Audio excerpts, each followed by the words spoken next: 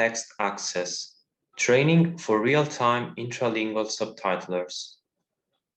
This is Unit 1, Understanding Accessibility. Element 3, Embedding Accessibility in Working Environments.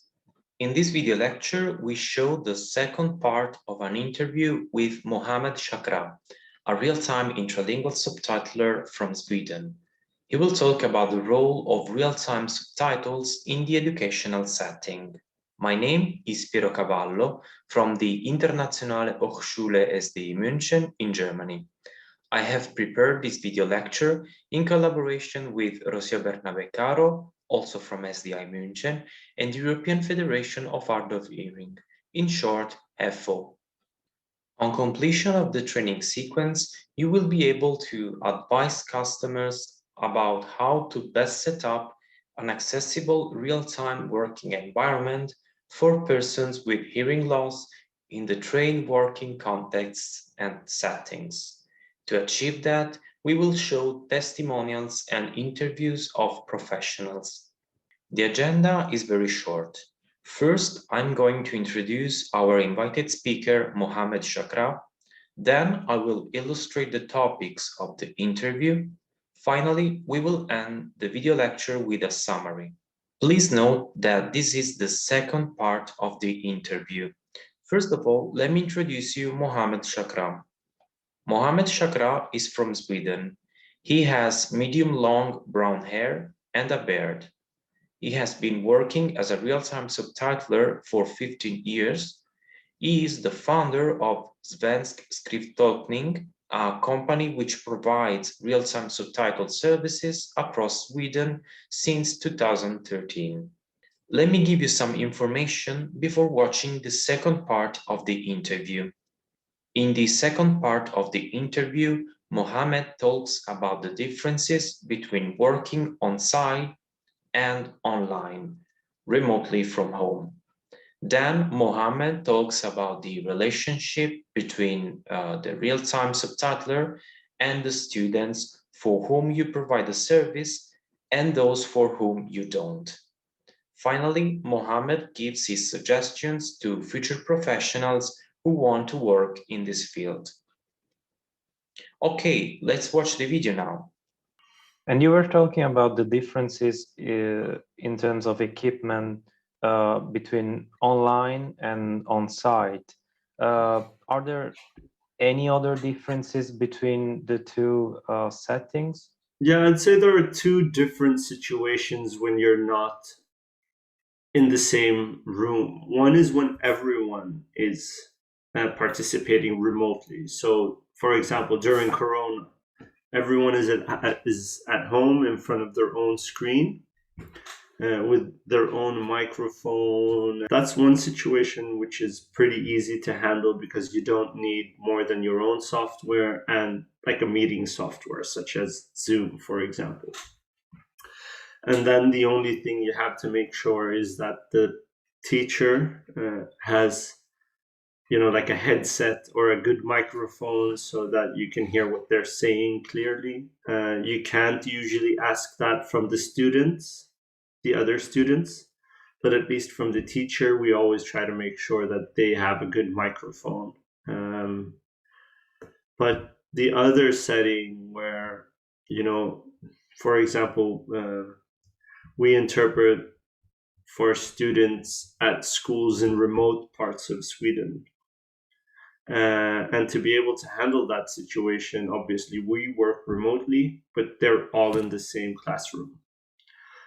Then what we usually do is either ask the school to themselves get, or we provide a phone with like a Bluetooth microphone that the teacher can hang on, a cuff or something. And also remind them to just repeat questions. So, because we only have one microphone on the teacher and we can't hear what the rest of the class is saying. So instead of, having them pass around this microphone every time someone wants to speak, we ask the teacher to first, reply with the name of the person asking. So, yes, Maria, you were asking me if blah, blah, blah. So that we can actually catch the interaction between the teacher and the students. The reason we go for like cordless Bluetooth microphone or is because if you ask the teacher, so we're going to call your phone, just put it on the table, which we did at first because we thought that we didn't want to ask for too much from a teacher. We noticed that, some teachers, especially those in the sciences, they tend to walk off, across the room, around the room talking, and they forget the phone there. But if they have the phone on them with a microphone, that, they can wander away, walk around as much as they want, and we're always going to catch what they're saying. So I'd say don't be afraid to ask, what you need. And usually we're not used to actually requiring or asking from any of the parties for anything that we need. But I think in this context, working within education, it's actually crucial that you be the authority on what you do, but also obviously try to be inclusive with the teachers and try to establish, a relationship built on, respect and trust rather than just authority. Because then they'll want to help you. They'll want you to succeed because they want their students in turn to succeed in their education. So Yeah, of course. that's what I like. That's what I really, really like about working in this field. That you get to actually work with people, not just for people. Yeah, of course. And what would you say are the pros of working remotely? I'd say the pros with working remotely is, for one, the technical setup. I mean, the technical and the ergonomic setup. You get a really, really good setup. You can talk to your colleague if you're two working together on a separate line. Sometimes, obviously, um, if you're working on site, you have to whisper to each other or write on paper. Whereas here, you can talk freely. Without anyone actually noticing you. So that makes cooperation a lot easier. But also the fact that you don't have to travel around a lot from one place to another, so you can be more efficient with work. And interpreting is what most of us really want to do the most of our time. So for us, it actually raises the amount of fun that we get to have on the job rather than, spending hours in a car or on a train from one place to another. And last but not least, I'd say that working remotely also makes it a lot easier with planning. And you can, obviously sit home in shorts and drink coffee and Yeah. take pauses without anyone noticing. So you get the working environment that you want rather than having to rely on the place that you go to work to have whatever you want. And what about the relation between you and the student or the students you are interpreting for, and also the relation between you and the other students, and the relation between the students themselves? We've discussed this thing a lot, me and my colleagues, and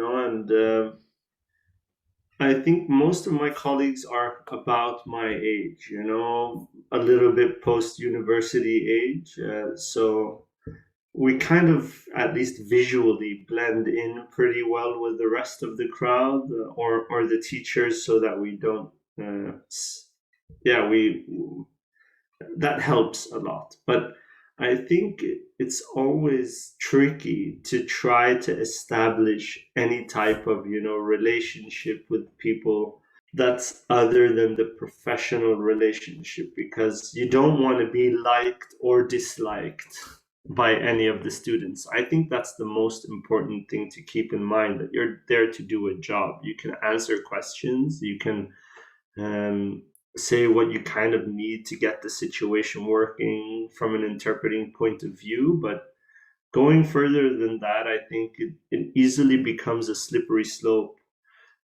So I'd say the main relation or relationship you should try to focus on strengthening is with the teacher. And also, you don't want classmates to have any opinion about you being there or not being there, because that's also going to affect the environment, around the student and the interpreting in a way, because other subjects might come up that wouldn't have come up if you weren't there or were there, however you like to see it. So you don't want to be an influence or have an influence on the room. You just want to make sure that it works from an interpreting point of view. Yeah, and about the relation between you and the other students in the classroom. There are two ways to go about it. I'd say, one is where you tell the teacher what your job is about and you have them introduce what you're going to be there doing so that the students hear it from the teacher, rather than you having to tell every other student what it's about. Because I think either the student, him or herself, should be the one, handling or being responsible for the situation. I mean, telling people why you're there, what they themselves need, or the teacher, so you don't, I don't know, overstep in maybe saying things that the teacher isn't comfortable with you saying or the student isn't comfortable with you saying. So um, say for example, I've had the question, can we have this transcript afterwards? So why is she getting it? Can we have it too, and rather than you saying, no, I'm sorry, it's just for her, you can have the teacher say it, and then you haven't really been the one to disappoint, so I usually try to make sure that the relationship between me and other students is established before I even get there by the teacher or by the students. But obviously, this depends on how low you go in terms of age, because if you're interpreting for someone in, I don't know, second grade, third grade, then obviously you're gonna have to interact more and reply to questions and be more of a responsible adult at the same time as you're an interpreter. But the higher up you go, I think the more professional you have to be. So maybe to wrap up a little bit, will you give some suggestions to future professionals who want to work in this field, and in particular who want to be involved in the educational setting? What are your suggestions? I'd say that, students are going to be different. Some students will read and study a lot. Some students will sleep through all their classes. Some students won't even show up or give you notice. Students are students no matter what age. And it's important to do what you can in order to make sure that you've done what you could, and whatever happens after that is, up to the student or up to the classmates or whatever. So I think really do your utmost in terms of planning, and the rest will pretty much reveal itself or go the way it would have if conditions were equal among students. So your role is to make conditions or create the conditions for equal access. But whether the person you're working with actually uh, makes use of this access or not is not on you. And working overtime with the same person tends to try to pull you into relationships, because you're a support or an aid in one way, and try to really put the boundaries or make the boundaries clear from the beginning and stick to those boundaries, because you never know what's going to happen further down the line. But if you've made the boundaries clear from the start, then hopefully you won't end up in situations that are going to be tough to get out of later. Yeah. I think those are my advice. But also, it's really really fun. I mean, I forget to say, I've worked within educational interpreting for 15 years. Like seeing someone actually understand things for the first time, or asking questions that you thought were brilliant, or hearing a lecture or seeing a lecture that's really inspiring, and learning new stuff. It's really, really, really great. So um, I think it's challenging, it's rewarding, and it's extremely fun. I couldn't imagine doing anything else actually if than this. This is fantastic in so many ways. Wow. Nice words. Do you have any last remarks you want to point out? Yeah, one thing is just, I think, if you're gonna work as an interpreter within an educational setting, try to get in from the start. So, I mean, it's difficult to jump in the middle of a semester, for example, or just for a lesson or two lessons. The longer you've been with the same student or with the same course, the better you're gonna feel with your effort. So don't feel bad the first or the second lesson. This is, you build your competence within the subject, or understanding the teacher's way of speaking over time. So give yourself a couple of lessons before you judge yourself too harshly. I think that's it. Many thanks for all your nice suggestions. I'm pretty sure that trainees will really enjoy this interview. The summary. To briefly sum up, we can say that when working remotely, it is essential to have good acoustics, especially from the teacher. The advantage of working from home is that you can choose the equipment that you are most comfortable with. Then we have seen that it is important to build a mutual relationship of trust and respect, both with the teachers and with the students.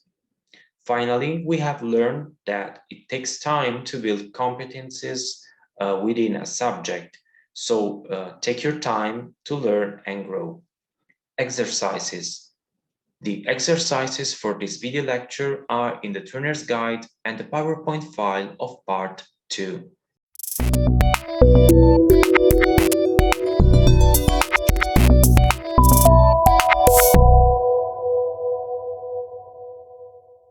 LTA Live Text Access, Universitat Autónoma de Barcelona, SDI, Internationale Hochschule, Scuola Superiore per Mediatori Linguistici, ZDF Digital, European Federation of Hard of Hearing People FHO, Velotype, SUBT Access, European Certification and Qualification Association ECQA.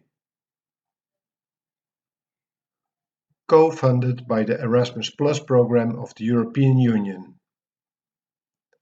Erasmus Plus project 2018-1-DE01-KA203-004218. The information and views set on this presentation are those of the authors and do not necessarily reflect the official opinion of the European Union. Neither the European Union institutions and bodies, nor any person acting on their behalf, may be held responsible for the use which may be made of the information contained here.